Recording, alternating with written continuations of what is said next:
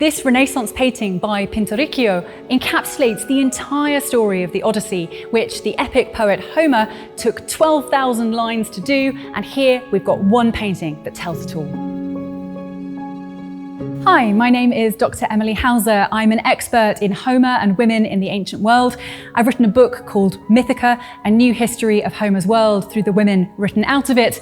And I'm standing here today in the National Gallery visiting one of my favourite paintings of Penelope, which is Pintoricchio's painting of Penelope and the Suitors, painted in 1509 for Pandolfo Petrucci, the ruler of Siena. He wanted this to be set up in his palace in order to commemorate the marriage of his son to the niece of the Pope.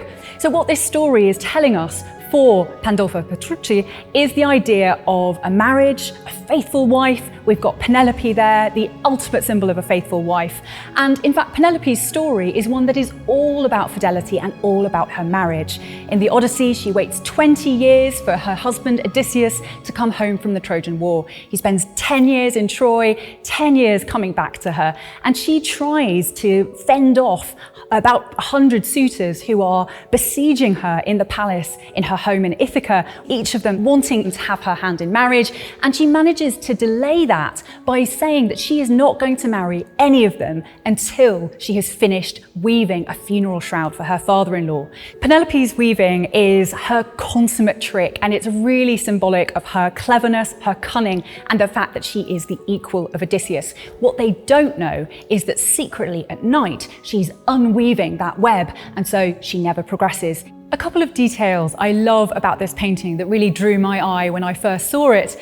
The first one is, of course, the cat, crouching down at the bottom of the frame there, underneath the loom, but very much in the center of the painting. She's got her paw on a ball of wool. What I think this cat is doing is actually symbolizing for us the weaving and unweaving of Penelope's web, and could be a signal that in fact Penelope's weaving is not quite all it seems. At the same time, another detail I really love is the fact that the figure that's standing in front of Penelope, who could be her son Telemachus, has his finger pointing upwards. Now, in Renaissance art, that's often an indication of speech, and in fact, Telemachus has a very famous speech to Penelope in the Odyssey. But his finger is also pointing up towards the scene behind him, and if you follow the trajectory of where he's pointing, it actually points right to the mast of the ship where Odysseus has been tied up to avoid jumping off his ship and following the lure of the sirens. This is how you depicted a siren in the Middle Ages and into the Renaissance. The sirens in Homer are fantastical beasts who lure sailors into shipwrecks on the rocks beneath them by singing beautiful songs. And in fact, in this painting, you can see a skiff where men are diving out of the boat into the water, trying desperately to get towards the sirens. And in that window or an aperture behind Penelope, we've got all of the different scenes of Odysseus's travels, or at least the key highlights. We can see him meeting the witch Circe, who turned some of his men into pigs. He's standing next to her holding a staff. Circe surrounded by her pigs that are actually Odysseus's companions turned into swine. Above that, you've got a palace that's representing the palace of the Phaeacians, which is where Odysseus turns up in his final stop before he gets home.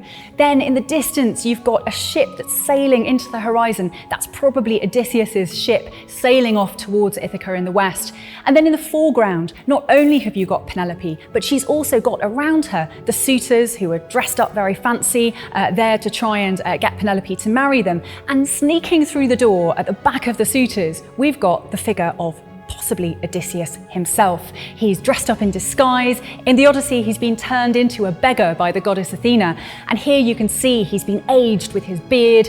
He's got clothes in red and blue, and those match what's hanging on the wall behind Penelope, which is a bow and a quiver of arrows. That bow is unstrung, and that's important because what Penelope is about to do on the day that Odysseus comes back to Ithaca is to set an archery contest, and the man who strings the bow will become her husband. Everyone recognises the power of the story of coming home. That word in ancient Greek is nostos, homecoming. It's where in English we get the word nostalgia from. And it's something that would have been very pertinent to the patron who commissioned this painting. Pandolfo Petrucci had himself been exiled from his hometown of Siena. And when he came home, it's likely that this story would have been something that really resonated with him as someone who himself had experienced the pain of exile and the joy of coming home. What strikes me about this painting, and what you cannot ignore, is that this does not look like an ancient Greek Penelope and the Suitors. If we have a look at the clothes that the suitors are wearing, for instance, queuing up in front of Penelope, they are wearing quintessential fancy Renaissance clothes. If we look out the window, we can see Odysseus's ship that is absolutely a 16th century model of a ship. It's got the Petrucci coat of arms on it, and the pigs that Circe has. They are in fact a local breed of pigs called the Cintasenese. They are recognizable by the white stripe down their backs.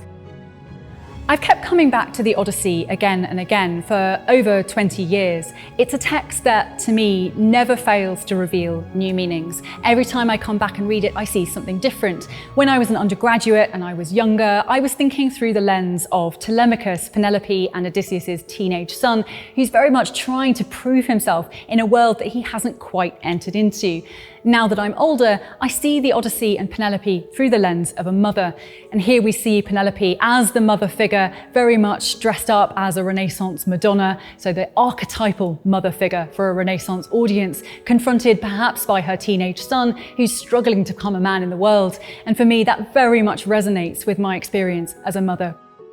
So every time we come back to the Odyssey and we encounter it with our new experiences, we can see something else, a new storyline, a new character, a new way to understand being. And you might think that Homer's epic, the Odyssey, which was written over 2,500 years ago, doesn't have much more to be discovered. But in fact, all the time, historians, literary analysts, archaeologists are uncovering new tools, new techniques, new fragments from the ancient world that tell us something new all the time. And for me, as a historian, it's been one of the most exciting things to try and use new tools like ancient DNA to understand the fabric of women's lives and to look back into the reality behind women like Penelope. This is a very Renaissance Penelope that we're seeing here. She is sitting at a Renaissance floor loom as opposed to a loom that would have been recognizable to an antique woman who would have been weaving.